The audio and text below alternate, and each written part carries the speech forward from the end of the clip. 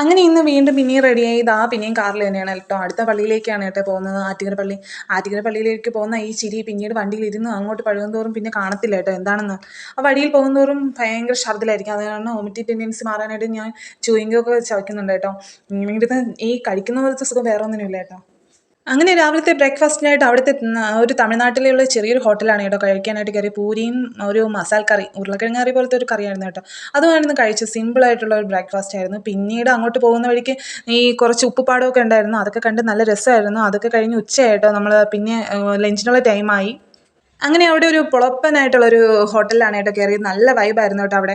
അങ്ങനെ ആ വൈബ് എല്ലാം ആസ്വദിച്ച് അങ്ങനെ ഫുഡൊക്കെ കഴിച്ചായിരുന്നു. കുഴപ്പമില്ല എന്ന് മാത്രമേ പറയാനുള്ളൂ. ഫുഡ് നമ്മുടെ നാട്ടിലെ ഫുഡ് പോലെ ആവത്തില്ല, അത്രയും മോശമൊന്നും പറയാനും പറ്റത്തില്ല, കുഴപ്പമില്ല, ആ രീതിക്കുള്ള ഫുഡായിരുന്നു. പിന്നെ അതെല്ലാം കഴിച്ചു പിന്നെ പള്ളിയിലെത്തി കേട്ടോ. പള്ളിയിലെത്തി അവിടുത്തെ ഫസ്റ്റത്തെ ആ ഒരു ക്ഷീണം മാറ്റാനായിട്ട് ഒരു കട്ടനൊക്കെ കുടിച്ചായിരുന്നു കേട്ടോ. പിന്നെ അവിടുത്തെ പൂവും പട്ടും തിരിയും എല്ലാം വാങ്ങിച്ച് പള്ളിയിലേക്കായിട്ട് കയറാൻ പോയാണ് കേട്ടോ. പള്ളിയിൽ കയറുമ്പോൾ ഒരിക്കലും അവിടെ ഫോൺ ഉപയോഗിക്കാൻ പാടില്ല എന്നുള്ള നിയമമുണ്ട്. ഫോൺ മാത്രമല്ല ക്യാമറ അതുപോലത്തെ, അതുകൊണ്ട് മുന്നോട്ടുള്ള വീഡിയോസ് ഒന്നും ഇല്ല. നാളെ കാണാം, ബൈ.